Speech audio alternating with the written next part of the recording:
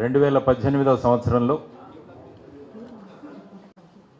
భారతీయ police సేవకు voluntary retirement తీసుకొని ప్రజల మధ్యలో తిరుగుతూ అనేక వర్గాల ప్రజల్ని కలుస్తూ వారి యొక్క సమస్యలను అవగాహన చేసుకుంటూ వారి దగ్గరే ఉన్న పరిష్కారాల గురించి వారినే అడిగి తెలుసుకుంటూ రాష్ట్రం మొత్తం కూడా తిరిగి చేసిన అధ్యయనంతో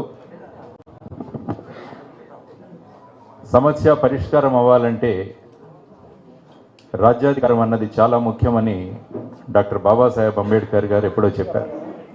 ఆ సందర్భంగా 2019 ఎలక్షన్లో నిలబడి చైతన్యవంతమైన ఓటర్ల ద్వారా సుమారుగా 3 లక్షల ఓట్ల దాకా చైతన్యవంతమైన ఓటర్లు మద్దతునిచ్చి ఇచ్చిన స్ఫూర్తితో ఈ ప్రయాణాన్ని ఇలా కొనసాగించాలన్న ఉద్దేశంతో 2019 ఎలక్షన్ అయిన తర్వాత కూడా అనేక ప్రాంతాల్లో ముఖ్యంగా యువతరాన్ని, రైతులని, కార్మికులని, మత్స్యకారులని అనేక మందిని కలిసిన తర్వాత వాళ్ళ యొక్క ఆలోచనలు, వాళ్ళ యొక్క కాంక్షలు, వాళ్ళ యొక్క ఆకాంక్షలు, వాళ్ళ ఆకాంక్షలు ఇవన్నీ కూడా ఒక స్వతంత్రంగా మనం నిలబడితే మనం పూర్తి చేయొచ్చు అన్న ఒక అవగాహనకు వచ్చిన తర్వాత ప్రజాస్వామ్యంలో ప్రజల యొక్క అభిమతాన్ని ముందుకు తీసుకువెళ్ళడానికి పార్టీలు ప్రధానమైన పాత్ర పోషిస్తాయి. అందువల్ల ఈ అందరి యొక్క ఆకాంక్షలతో, కాంక్షలతో, వాళ్ళ యొక్క అభిమానంతో ఈరోజు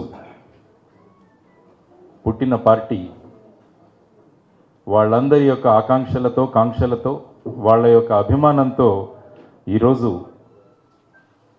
శ్రీ చిన్నయ్య దొరగారు చెప్పినట్టు ఒక పార్టీ మాధ్యమం నుంచి మనం రాష్ట్ర రాజకీయాల్లో మార్పులు తీసుకురావాలి అన్న ఒక ఉద్దేశంతో ఈ పార్టీ పెట్టిన పార్టీ కాదు, ఇది పుట్టిన పార్టీ. ఈ పార్టీ ప్రజలలోంచి పుట్టిన పార్టీ, ప్రజల ఆకాంక్షలు, కాంక్షలలో పుట్టిన పార్టీ. ఆ పార్టీయే జై భారత్ నేషనల్ పార్టీ.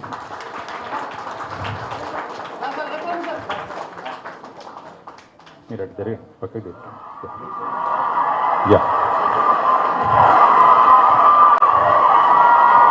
తీసి మళ్ళా మధ్యలో పెట్టి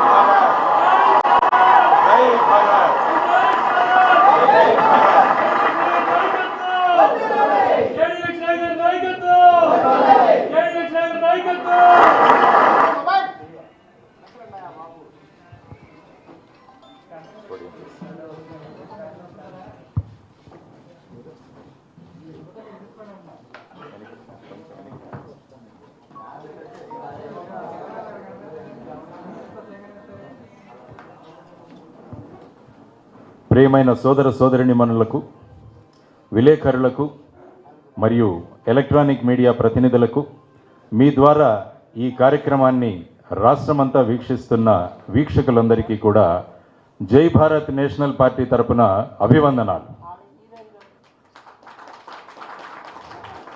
మన దేశంలో ఇప్పుడున్న రాజకీయ పరిస్థితులు మీ అందరికీ తెలుసు, నాకు కూడా తెలుసు, ప్రపంచం మొత్తానికి కూడా తెలుసు. అయోమయ స్థితిలో దాదాపు దేశమంతా కూడా ఉంది. రాజకీయాలంటే ప్రజల్ని మోసగించడమే అనుకుంటున్న పరిస్థితులలో రాజకీయాలంటే సుపరిపాలన అని సిద్ధం చేయడానికి జై భారత్ పార్టీ పుట్టింది. మేము ఆ పార్టీని తీసుకొని ముందుకు రావలసి వచ్చింది. ఇది ప్రధానమైన కారణం.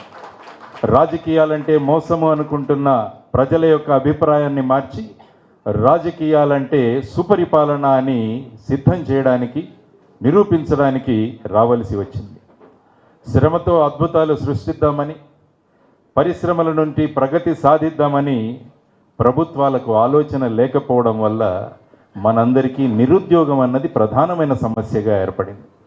2014వ సంవత్సరంలో ఈ రాష్ట్రం ఏర్పడినప్పుడు ప్రత్యేక హోదా ఇస్తామని పార్లమెంటులో మాట్లాడి